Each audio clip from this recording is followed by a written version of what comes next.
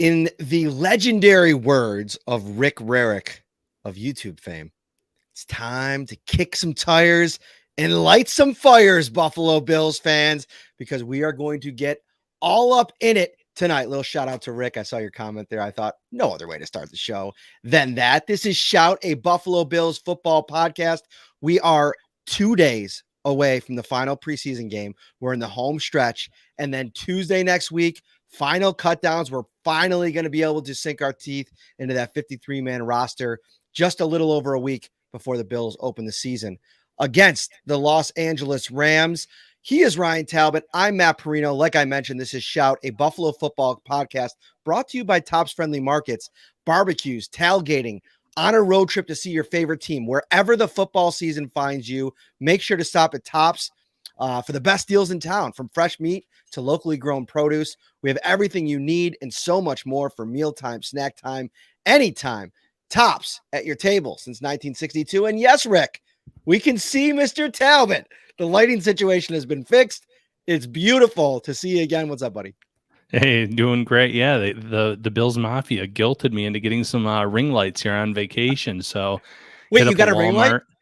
Like a little mini desktop ring light, just something that I found at Walmart, and another clip one that I got at a Five Below. So I'm like, all right, I'm gonna go double little desktop lights.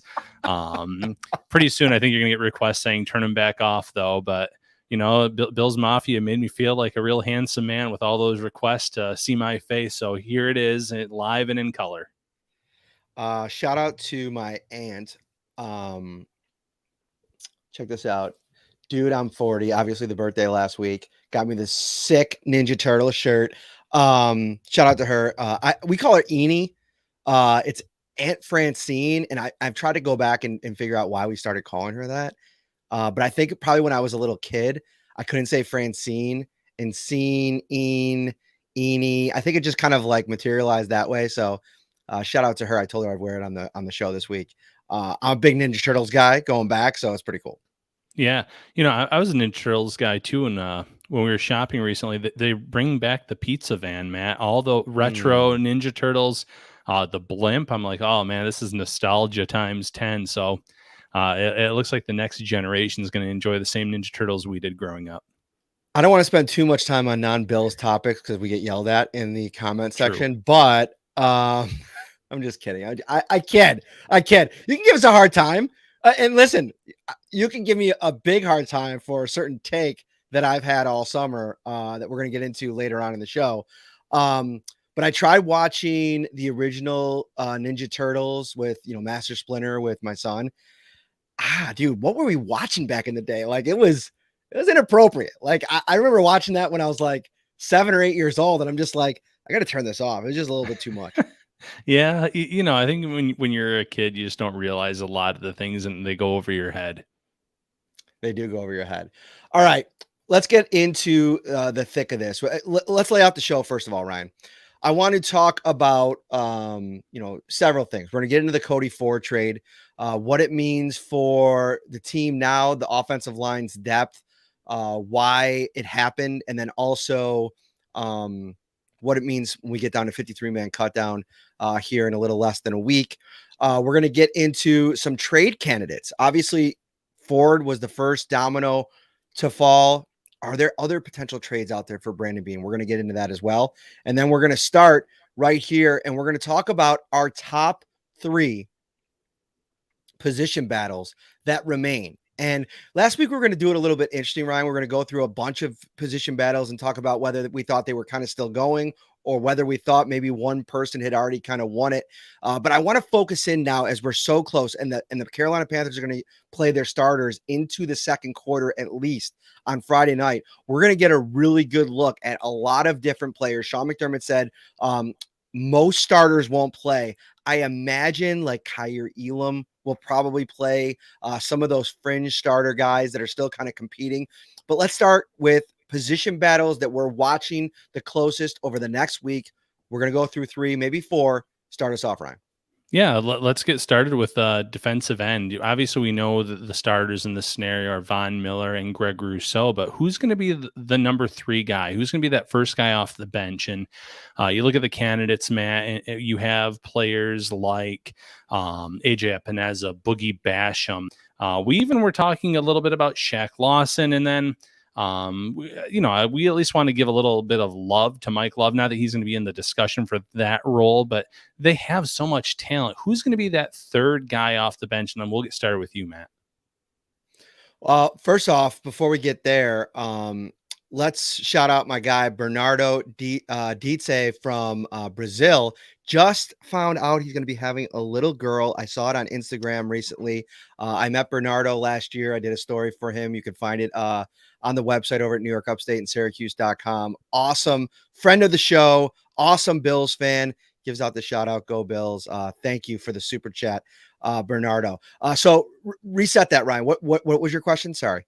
Yeah, so who is the third defensive end? Who's going to be the first guy coming off the bench? And realistically, it's down to 3 guys, the 2 youngsters in AJ Epineza and Boogie Basham, or the veteran in Shaq Lawson. So what are your thoughts on that one? Well, I can see a scenario where we get into the season and it ends up being Shaq Lawson, as crazy as that might seem to some people. But I think going into the season, the person that's going to be not only the first off the bench, but also probably the guy that gets the highest snap share of the 3 is going to be AJ Epineza. I think they want to see the most from him. I think they want to put a lot on his plate. He's had a really, really good summer. And now you're going to see, hopefully, if you're the Bills, the fruits of the labor that he put in the offseason to get his body right, to come in motivated. I think throughout training camp, if you want to put those 3 in a bucket, AJ Epineza was head and shoulders above the other 3 guys. Boogie Basham had the big splash play. And I do think that because of the role that he's going to play as probably that 4th guy, I think there's going to be a scenario too. I think maybe the better question is one of these guys going to get a game day inactive? I can see a situation where, depending on special teams and how that all lines up and how they use everybody, I could see them going in with all 5 defensive ends active on game day and just having Shaq Lawson available to them if maybe the younger guys aren't performing, especially in a big time game to start off against the Rams. Yeah, I think that's a fair assumption in terms of maybe all 5 guys. We've talked for years now about the fact that Sean McDermott loves rotating his defensive line, and especially at defensive end, keeping the guys fresh. You want to get Von Miller out there, obviously, as much as possible. But with 3 young guys and another veteran in Shaq Lawson, why not rotate them in certain game situations based on special teams? So that does make a lot of sense. And I'm going to agree with you. I'm going to go with AJ Epineza in terms of being the first guy off the bench. He's had his moments at training camp. I think we were pretty fair on Epineza on days where he really was shining the brightest. Some of those days were days where they weren't in pads. So we kind of said it with a little bit of caution, but he stepped up his game. He deserves that opportunity to be the first man off the bench at defensive end for this roster. We've seen him flash. We need to see, we don't need to see that flash, that Miami game over the course of a 17-game season. We just need to see some consistent play from AJ Epineza. I think that's the one thing that the Bills want to see.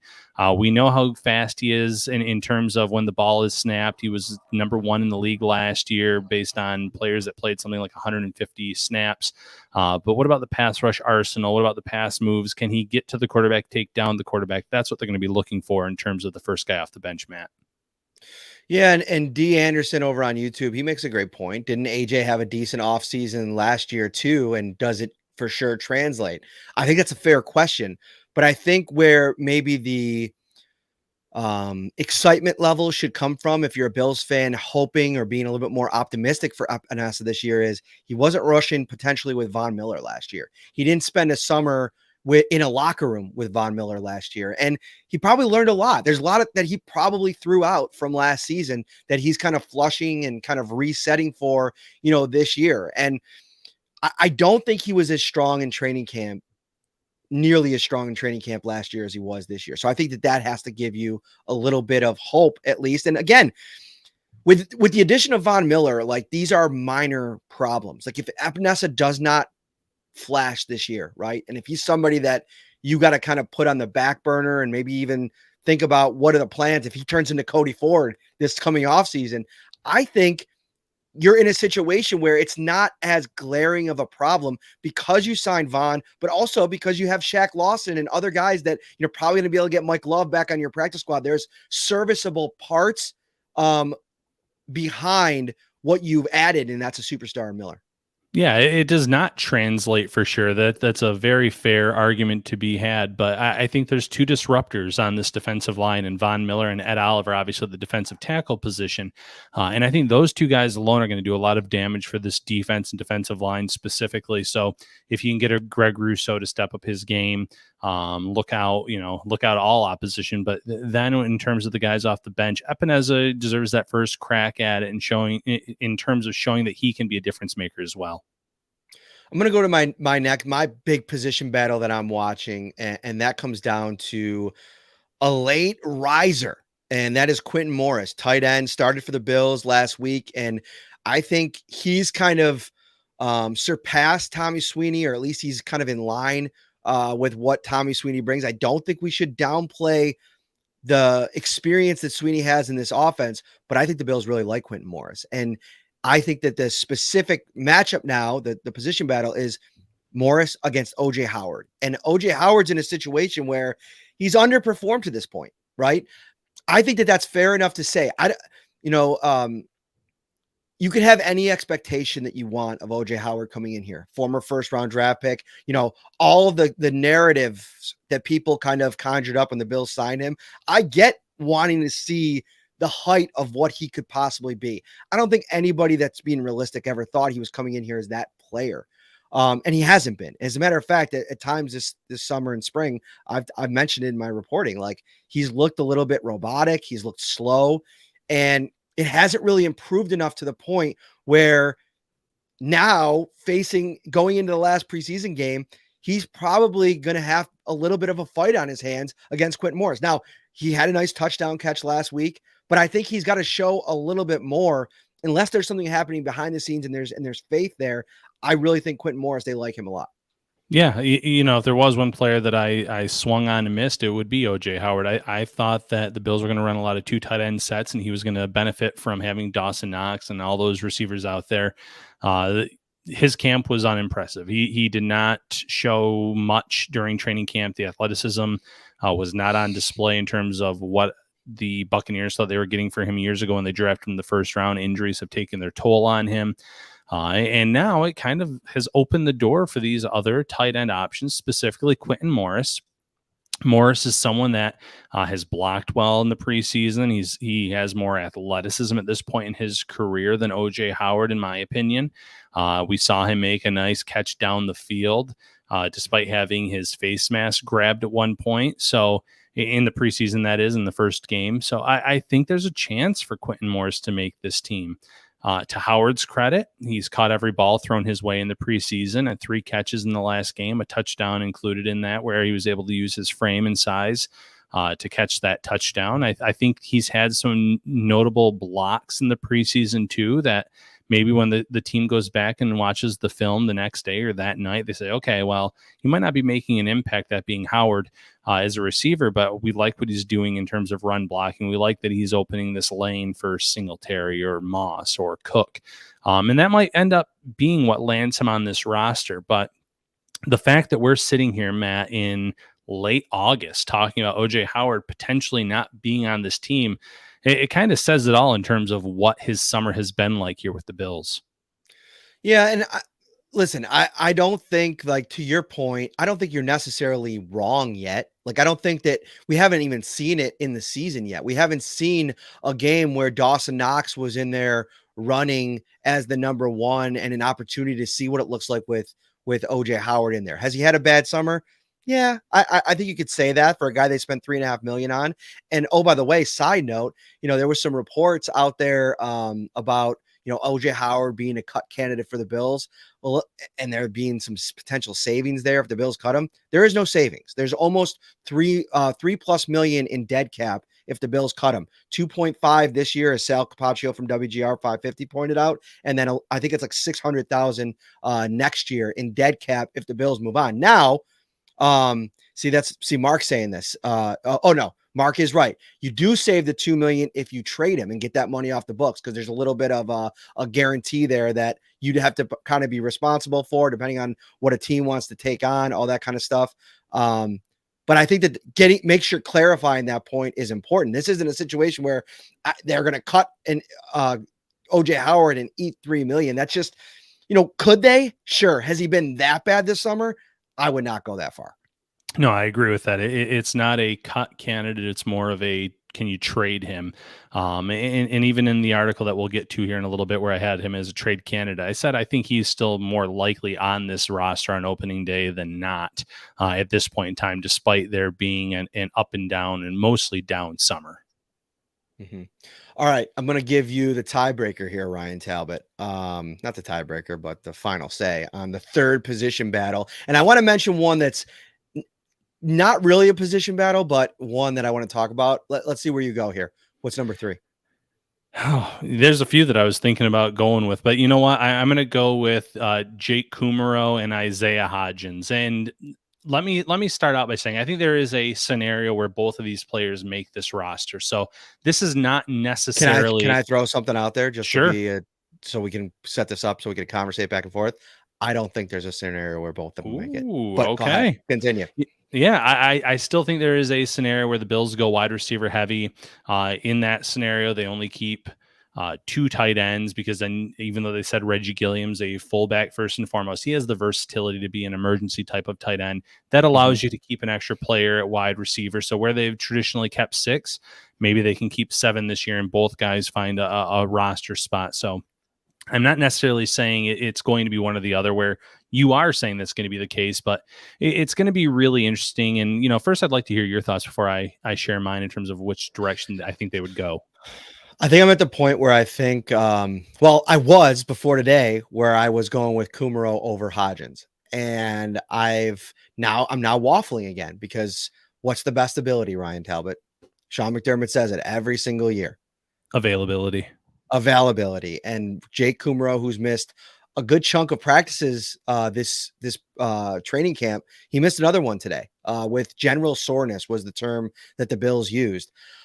The problem I see for Hodgins over Kumaro is what's his path to not taking up a spot on the 53 and never getting a game day jersey, right? Like if he's active as the 7th, as the 6th, you're probably not activating him. You probably have better options on special teams, on coverage teams, than Isaiah Hodgins. I just think that you do, unless he's taking that kind of jump. And it's something that I don't feel qualified enough to say. I'm not watching the special teams part of it enough. Now, he played on a number of special teams units last Saturday, and I thought he had one play in particular where he kind of came down, sprung a tackler. I can't remember if it was Cam Lewis or maybe it was Nick McLeod. Oh, no, it was McLeod, the one that he got injured on. Yep. Isaiah Hodgins came down the field and absolutely exploded into a double block and cleared the lane for McLeod, who ended up going in and making the tackle. So that's probably his job on that play. That's probably a good check mark for him, that, maybe he's doing some of the things that you want him to do. I just don't, if you're looking at wide receiver right now, Gabe Davis, Stephon Diggs, right? Then Isaiah McKenzie and Jake Kumaro or Jamison Crowder are in the slot, some kind of variation.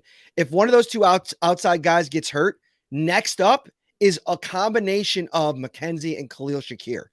And it might be like you want to put Shakir out there on plays when you want McKenzie in the slot, or you want Crowder in the slot and you move McKenzie to the boundary, which they did a little bit last week on the one drive that Josh Allen played. So I just don't see a path to meaningful playing time for Hodgins unless there's a bunch of injuries. But there's just this little piece in my brain that I keep saying, like, do the Bills want to risk losing him, knowing what they feel about him? But I just think at this stage, late day 3 picks, the same thing kind of goes for Balin Spector, to be honest with you. As good of a camp and preseason as he's had, it just gets to a point where you have too much talent on the roster and you got to risk a few. Yeah, and I'm kind of right where you're at. I still have Hodgins on the right side of the bubble right now, but how many games is he going to be active? And even if he's active, how many snaps is he going to see at receiver based on all those other players in front of him? Because I agree with those top 5 guys that you mentioned. At best, he's wide receiver 6. Could you use him specifically in the red zone? Let him use his size and physicality? Yes, but is that enough to make him a game day active type of player? I'm not sure. Just like you said, maybe the Bills are really happy with him in terms of his special teams play, what they've seen from him this summer. Maybe that is the way that he is active on this roster. Kumaro, we know what he brings to the table from a special teams perspective, but he's been banged up. So if it comes down to availability, I lean Hodgins. If it comes down to solely because of special teams, I'm leaning a little bit Kumaro, but I also, and I also think there is a way for them to carry both players. So, it's kind of a cop out, but I'm going to go with both in this scenario. I think there is a way That's to okay. get both of them on the 53-man roster. The reason I'm so in the camp that they don't keep the 7th receiver is because I think they're going to keep an extra defensive back. And I think it's going to be Cam Lewis. And I think we're at the point now where Christian Benford has done enough this preseason and training camp to where you can't cut him. He's a lock. And so if that's the case, if you want to who would you rather risk? Your 6th, 7th, 8th receiver, or a guy in Cam Lewis who could be a versatile piece? He could play boundary quarter. We've seen it in the past. He's obviously now been the main backup for Taron Johnson in the slot. Saran Neal could play it too, but they've gone to Cam Lewis with that option. Neal's become more of a boundary corner. He can play safety now. Like wild versatility for Cam Lewis. They're throwing him out there just to see what he can kind of do at different spots. So I'm more in the camp of them trying to keep Cam Lewis, because I think Cam Lewis, if you're ranking players, we did this exercise a couple weeks ago, what teams are looking at this Bills roster and ranking the potential guys that are in that cut pool? I guarantee you the majority of NFL teams have Cam Lewis at the top, because cornerbacks are so hard to find in this league, versatile corners, and can play some safety and can play on special teams. I just think that that's a big feather in his cap and something that they're not going to want to risk, because Taron Johnson plays a physical brand of ball. He gets hurt, and you could probably rely on Saran Neal. You could probably rely on Benford for that matter. But having Cam Lewis, I think, is a luxury this team's going to want to have. No, I agree in that scenario with Cam Lewis 100%. It wasn't that long ago where Taron Johnson was struggling. It was a few seasons ago where they were going to turn to Cam Lewis, and then Lewis gets injured. Taron Johnson rights the ship on his own, and he's been a star ever since in terms of being one of the best slot cornerbacks, nickel cornerbacks in this league. But Cam Lewis has shown that he can be a valuable player to this roster. He's gotten better every year. In addition to the ability to play, inside, outside on corner, you mentioned it. He can play safety. The more you can do for this team, the more likely it is that you make this roster. Throw in special teams, and it's hard to say that there's no role for Cam Lewis on the 2022 Bills. I think there is. So these are the decisions that, I'm glad Brandon Beane's making them, and that, we don't, the fans don't. It's why the GMs get the big bucks, and why he's going to have some really tough decisions here on the 30th. Me and Von Miller are similar in this way. I'd love to be an NFL GM. I crush it in Madden franchise mode. I've built several elite dynasties in my time, Ryan Talbot. So speak for yourself. Fair enough. All right. If you're watching on YouTube, thank you so much. We truly appreciate it. Smash that like button for us. It really helps us out. Subscribe to the channel as well. I want to, before we go on to a couple other topics that I want to hit on before we get out of here, let's talk about this other position battle. And I think it is and it isn't. I think it is because I think of how well Christian Benford has played and the fact that the Bills might be in a situation where they just want to see him play. But I cannot see a scenario, no matter what happens with Tre'Davious White, where Kaiir Elam isn't on the field in some capacity when they start. Is this a position battle? Has Christian Benford done enough to kind of keep it going? Or is this something where we get to the regular season and he's in a strictly depth role? Or do they rotate? I think that Elam plays the bulk between those two players specifically in terms of snaps, and Benford starts as a rotational guy. As the year goes on, could that change in terms of the snap counts for both players? Yeah, because obviously you factor White into the equation, whether it's week 1, week 4, whenever he comes back. They still have Dane Jackson that they like a lot too.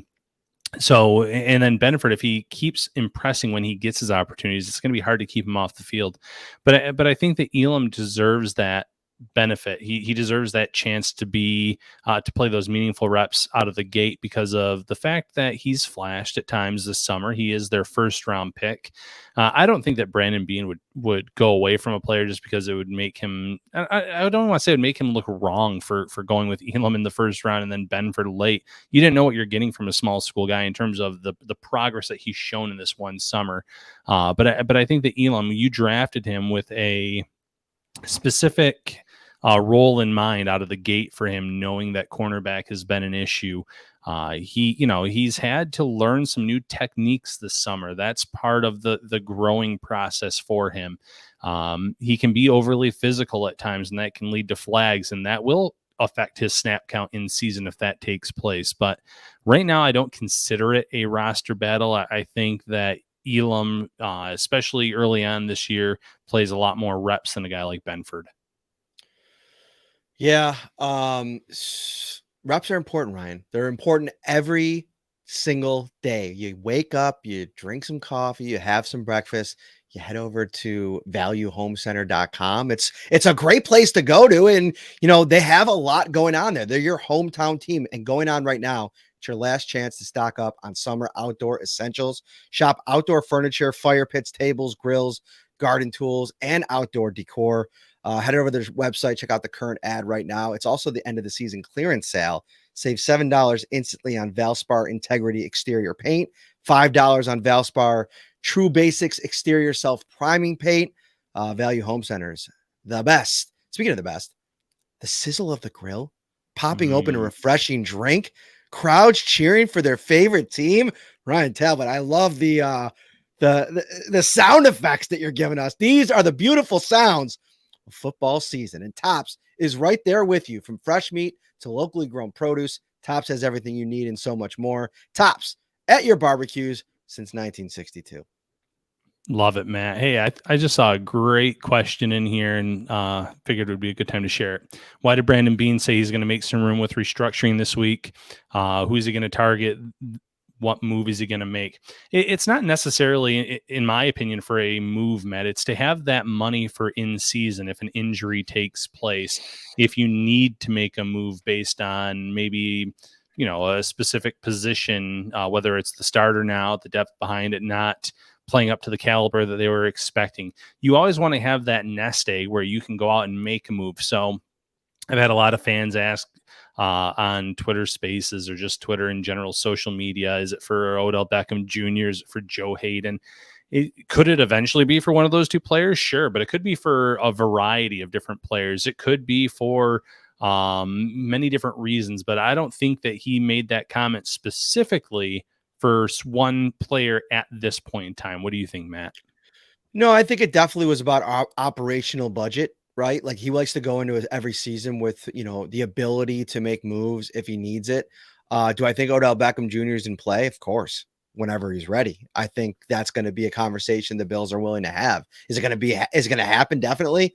I don't think anybody can say that for, definitively, but when you have a superstar player, and I was talking about this on a radio show this week, our buddies Danger and Battaglia over there in Rochester. And I said, the thing about this regime that we know is that Brandon Beane and Sean McDermott, they value the opinions of their people. Like, I remember going back and talking to him about Brandon Beane, about that first free agency period where they added all that, that offensive line, bulk, that depth, right? He spent a lot of time with Bobby Johnson going back and talking about, who did he like? Who did he have good relationships with? Who did he hear good things about? When you have those kinds of relationships in the building, you're going to lean on those guys. Von Miller is petitioning for Odell Beckham Jr. Is there an opinion that this regime respects more right now than Von Miller, who's coming off a Super Bowl title and could have been a Super Bowl MVP? Sean McDermott a couple weeks ago was talking about how, just walking around the facility and being in the lunchroom, just cozying it up to Von to listen to what he has to say, learning from him, sharing information. He respects that guy's opinion. If Von Miller wants it, I have a feeling that when the time is right and ready, the Bills are going to want it too. Whether or not it gets done, the money makes sense. I don't know, but that's just my point. And that's just it. It's what Von Miller wants, maybe what the Bills want in due time, maybe November, December time. But Odell Beckham Jr., as much as I think he would like to play with Von Miller, potentially play for the Bills, he's going to look at what's available to him. Other Super Bowl contenders as well. The Rams, obviously, is a landing spot for him to return to. And if there's two potential Super Bowl candidates both vying for his services, then it comes down to money, in my opinion. And if the Rams have more to offer him and he thinks that they're just as good of a chance coming out of the NFC as the Bills in the AFC, he might go that route, and that's A-okay. Odell Beckham Jr. should be the last player to be in a rush to make this decision.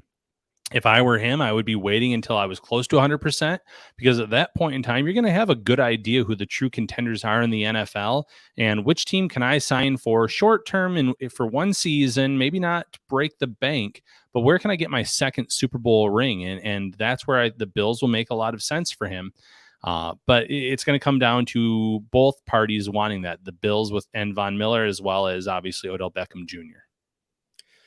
Indeed. Was looking at some comments in here, some great conversation in the chat as always. We get sidetracked here. We've talked about Poyer a lot. He's getting ramped up. I think he'll be ready to go by week 1.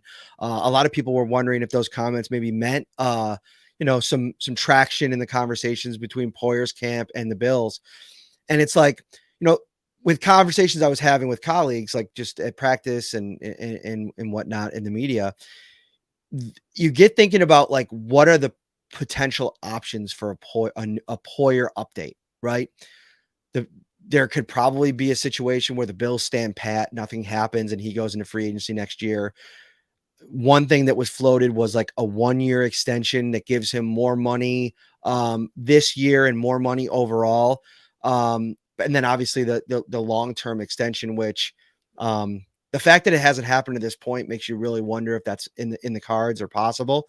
But if I'm Jordan Poyer's camp, I think that second option, or I should add a fourth option, that he just gets more money this year, like maybe like a signing bonus added on to this year's, number, whatever it ends up being. I think he's at around 6 or 7 million. Maybe they give him an $8 million uptick, whatever it ends up being, and the money works out at a void year next year so he can go into free agency.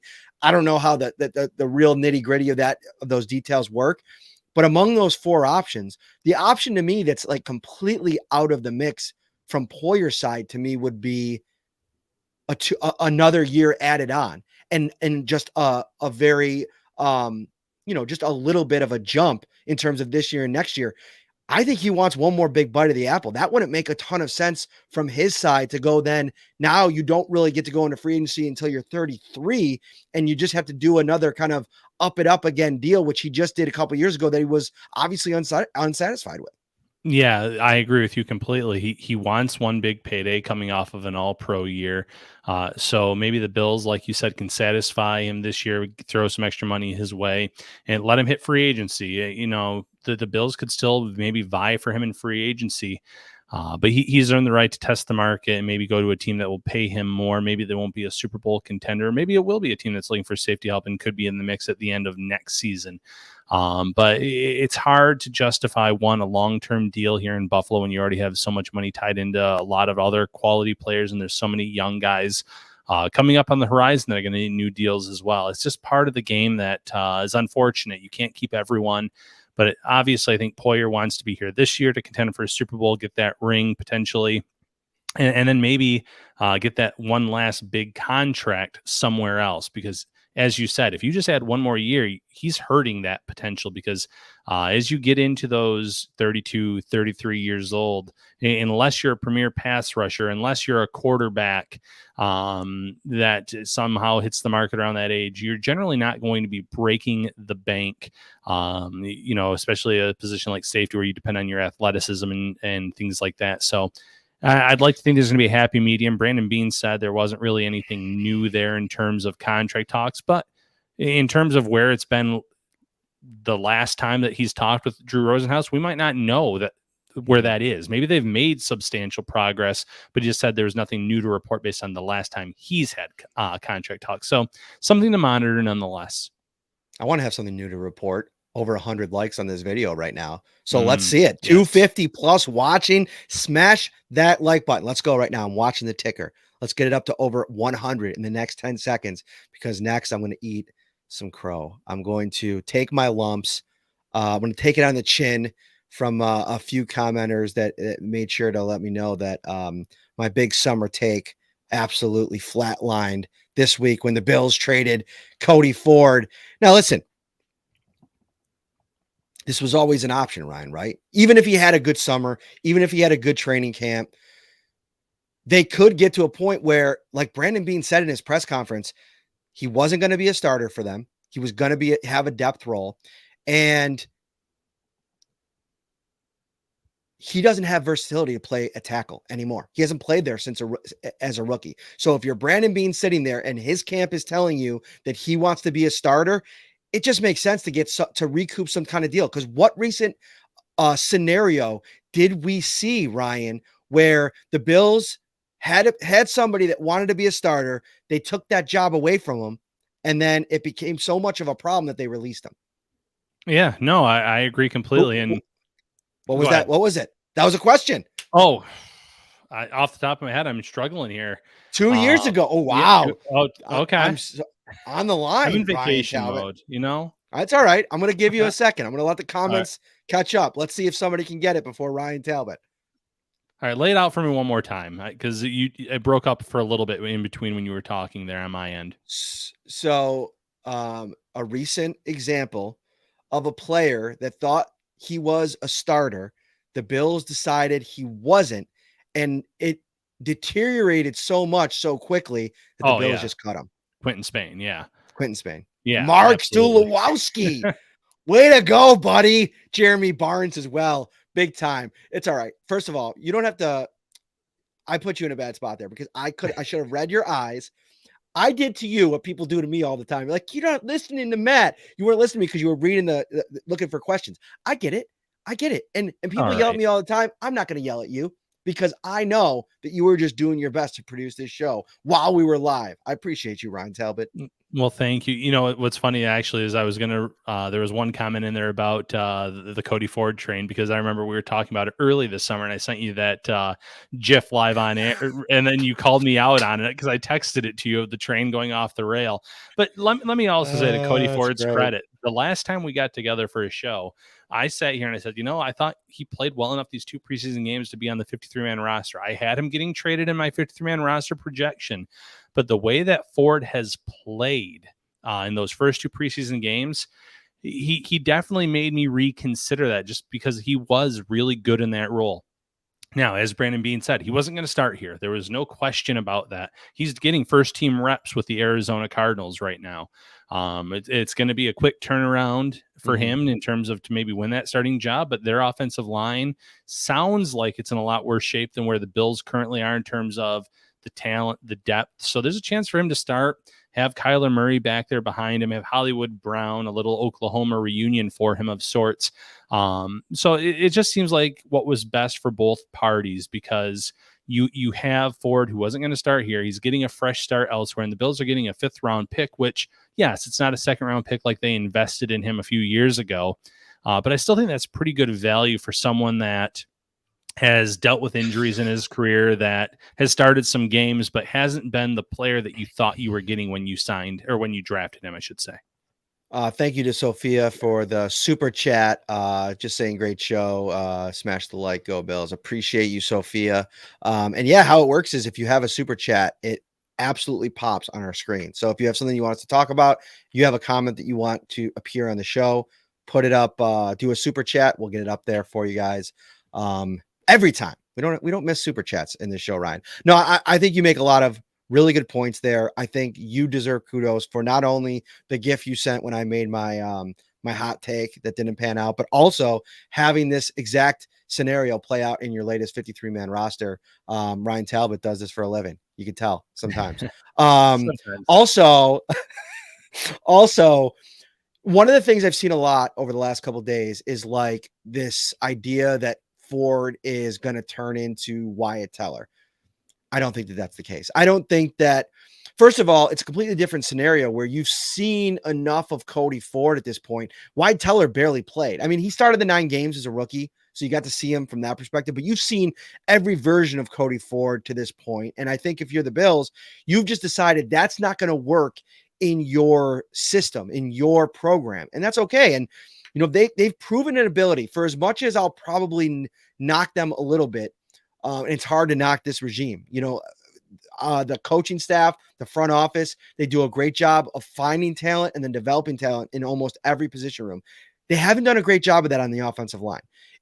They really only have one guy who's been developed as an offensive lineman in this program, and that's Deion Dawkins.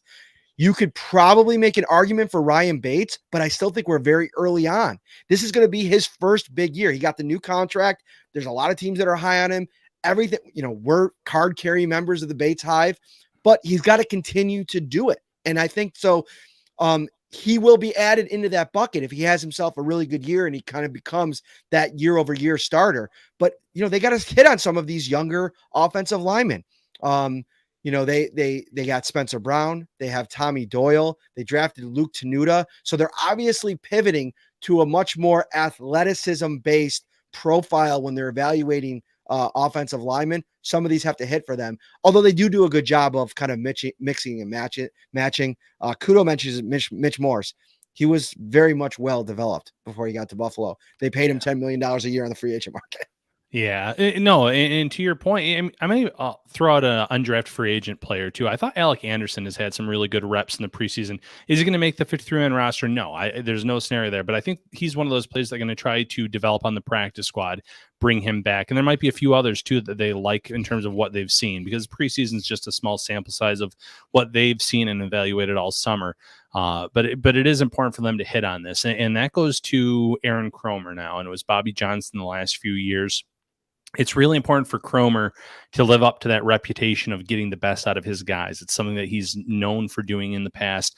I think that the way that Cody Ford played in the 2 preseason games really speaks volumes about what he can do in a small span of time. If Ryan Bates builds off of his season from last year, which was under Johnson, has a great year this year, that's going to help in terms of the Bills bringing these players along, developing in terms of saying that it's not just Deion Dawkins anymore.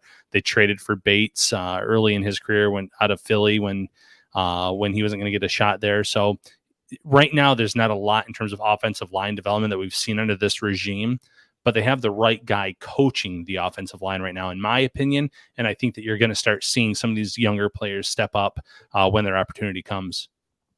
Jason Conklin says he's a huge fan. Thank you, buddy, over on YouTube. And by the way, if you're watching on YouTube, hit that like button. Come on, we can get up to 200. That's our daily goal when we're doing these shows. Let's get up to 200. He says, will Spencer Brown start at right tackle? I do think that he will. I think Brandon Beane's comments were illuminating. Questenberry's obviously been in the mix there because they've been kind of bringing Bates or Spencer Brown back slow. But when he's full go, he's their starting right tackle in my eyes. Yeah, and I think even if maybe it won't be week 1, maybe they'll say, okay, he still needs some more reps. At some point this season, I fully anticipate him taking over that starting role, Questenberry being a key reserve off the bench. You drafted him last year. You started him a lot last year. He had ups and downs as any rookie would in such an important role, but you have a lot of faith in developing him, bringing him along the right way. And I think that as long as he can stay healthy, because back injuries are no joke for large offensive linemen of his size, of his stature. So despite him being a young player, you'd have to keep that in mind. You know, back injuries are very serious for offensive tackles. As long as he can stay healthy, I anticipate him getting back in that starting role, within the first few weeks of the season. Quick question. And it's not position specific. I just want next man up. Deion outside of center, because I think Greg Mance is probably the backup center. Maybe Ryan Bates, but I think they like him at guard now. They want some continuity. He was talking about that. You take those 5 off. If there's an injury, who's the first person off the bench? If Brown's the starting right tackle at any spot. Oh, so Questenberry then. If Okay. Browns, yeah, I would definitely go Questenberry in terms of the top guy off the bench in that scenario. I thought And he maybe you were could going to play say all 4 spots. That's right. my point. Like, and I think Yes. that kind of played into why they got rid of Cody Ford is that, all right, we got a guy in Questenberry can play both tackle spot, both guard spots. Why not?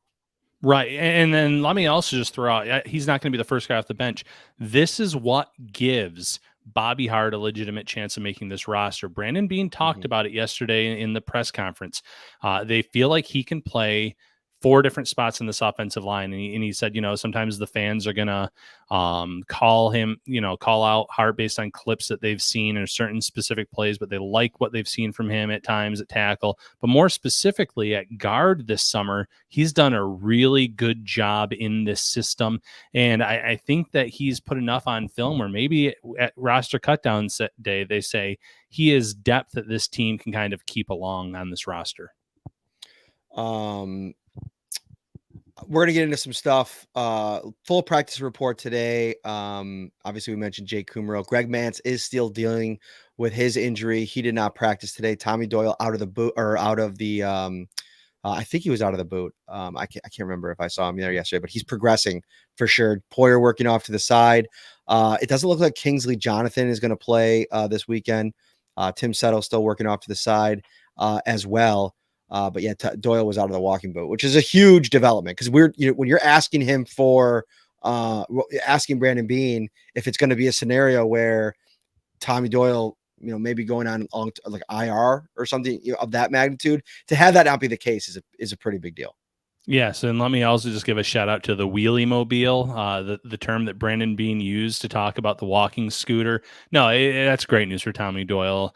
Someone else that I think has some versatility, tackle guard versatility, despite his size and stature. Because I think when he was first drafted, everyone kind of said, "Oh, that's not someone that you're going to kick inside," but he's shown some ability to play there, and it's maybe something worth developing. So always good news where he's out of the walking boot and maybe one step closer to playing some meaningful depth reps for this team. Can the Bills be an all-time great team? Johnny on YouTube asks. Part of him says he thinks yes.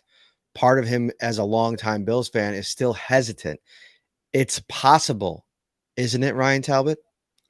Possible, absolutely, because you have a franchise quarterback in Josh Allen, and you're going to have him for the foreseeable future. This is not just someone that you're going to have to worry about contract talks here again soon. You have him locked up long term.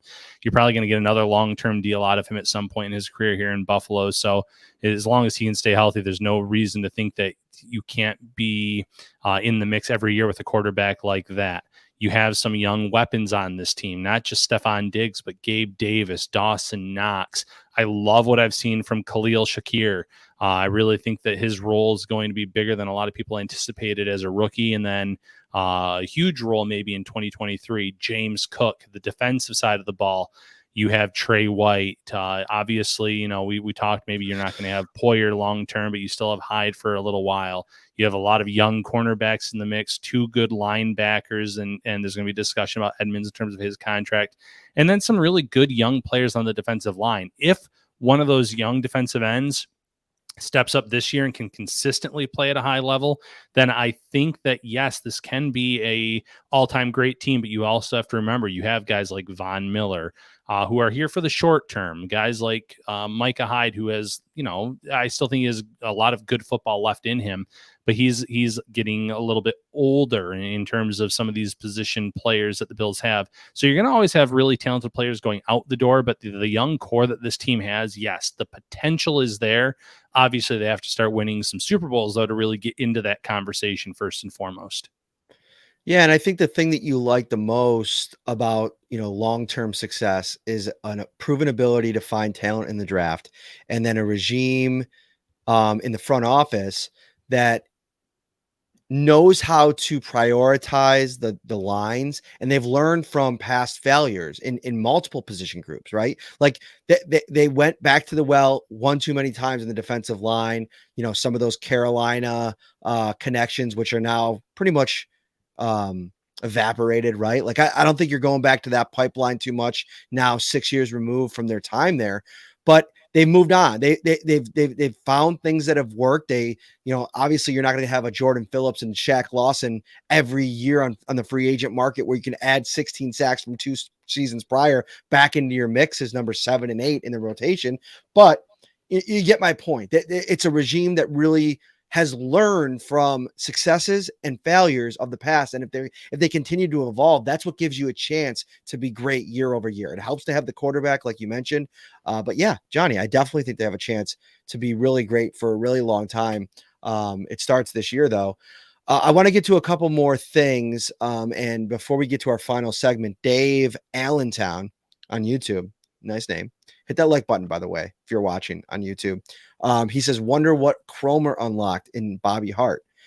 I sat down with Bobby Hart for about 20 minutes yesterday, and I will have that full story next week at New York Upstate and Syracuse.com. Don't miss it. What a build to a future story, Matt. I love it. I know. He commented on a lot of stuff he talked about obviously the internet hate, the what it's been like, what his NFL career has been like, what's allowed him to get to this point, what last year was like. I'll give a little bit of a snippet. That was the first time he's ever been cut from a team in his athletic life.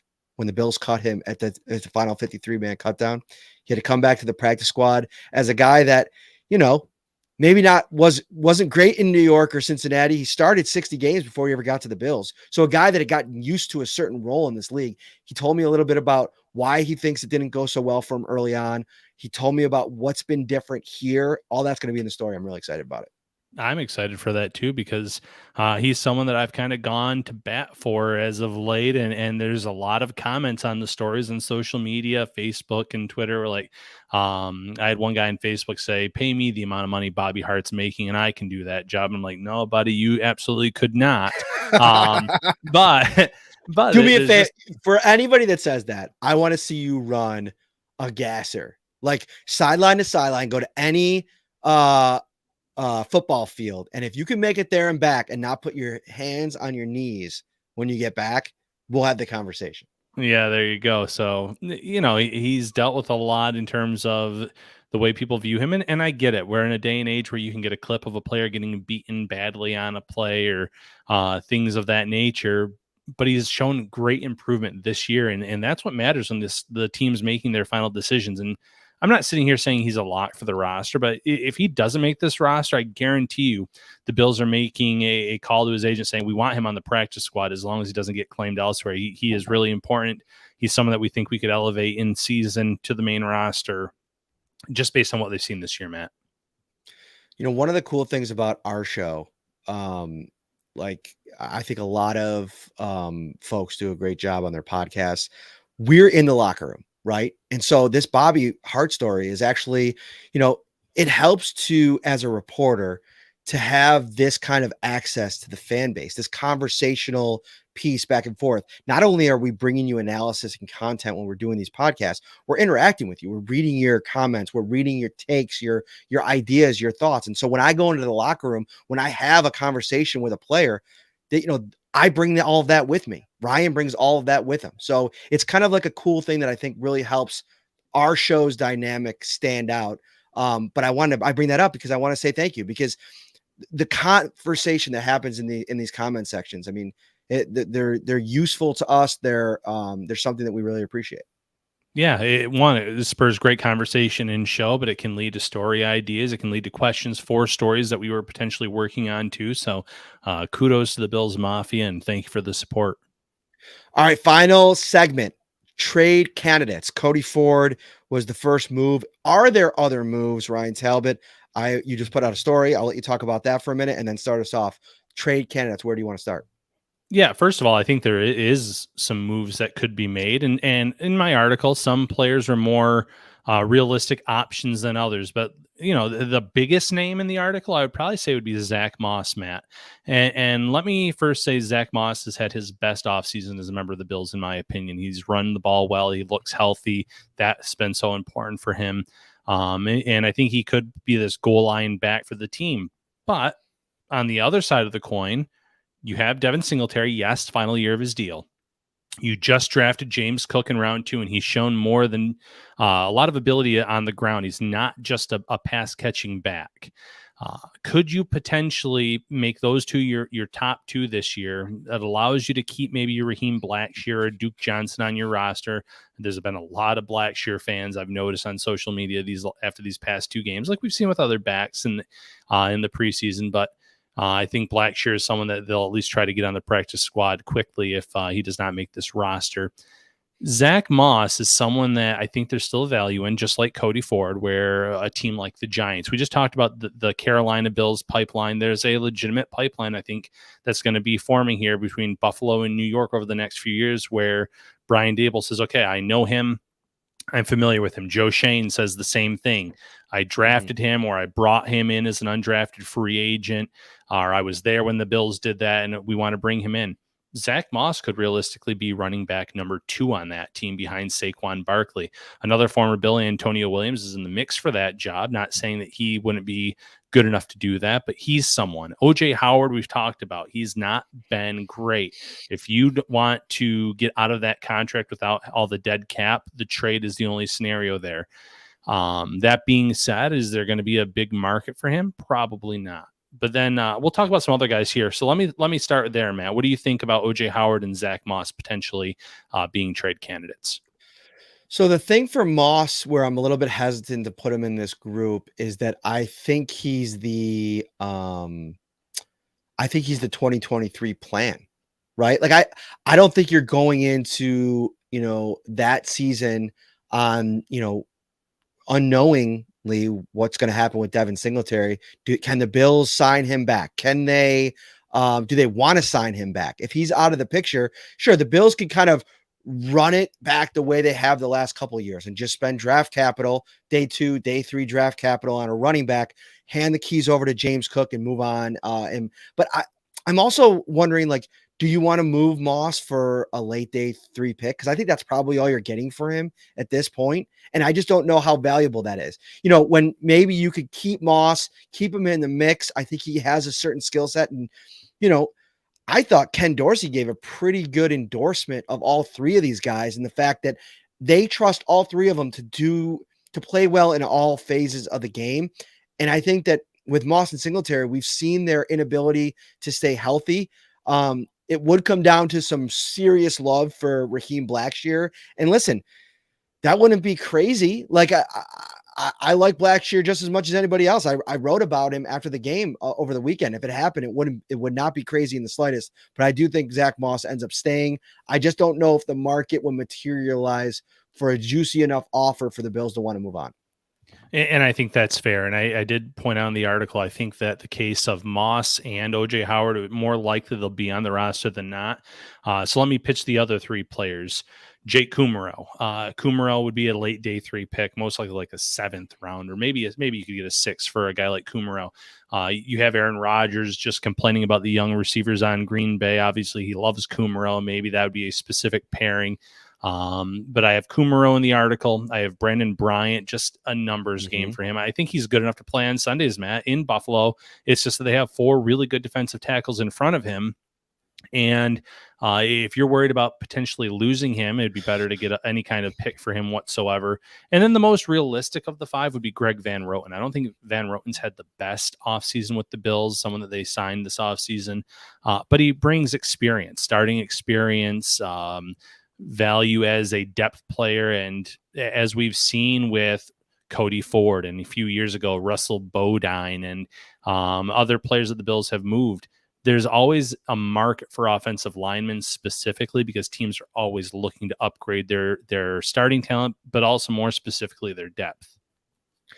So great setup here and a lot to kind of chew into. First of all, with Kumaro, I go back and forth. I do think that there's value. You bring up the Green Bay factor, but the Bills cut him last year. He went to New Orleans. He never saw the field, right? I mean, I don't think he was ever active on game day. So, and that was for a team that just wasn't that good. They had a lot of they got a lot of injuries at the receiver position. And so I don't know if there's a situation that he can go into where a team is giving up a valuable asset, more than like a 7th round pick. And again, how many of those do you want to kind of accumulate? Maybe Brandon Beane wants 3 or 4 more. Who knows? Although you're going to end up cutting those guys next year around this time because you can't roster all these draft picks. So for me, Kumaro doesn't really fit the mix. I think Van Roten is interesting because he started games in this league. He can play multiple positions. If you can add another fifth from Van Roten and you're going to cut him, sign me up. Because right now he's on the outside looking in, unless you're going to keep 10 offensive linemen. Right now, if you keep 9, which I think is where I'm going to land on my 53-man roster, you got your starting 5, Spencer Brown, Ryan Bates, Mitch Morris, Roger Saffold, and Deion Dawkins.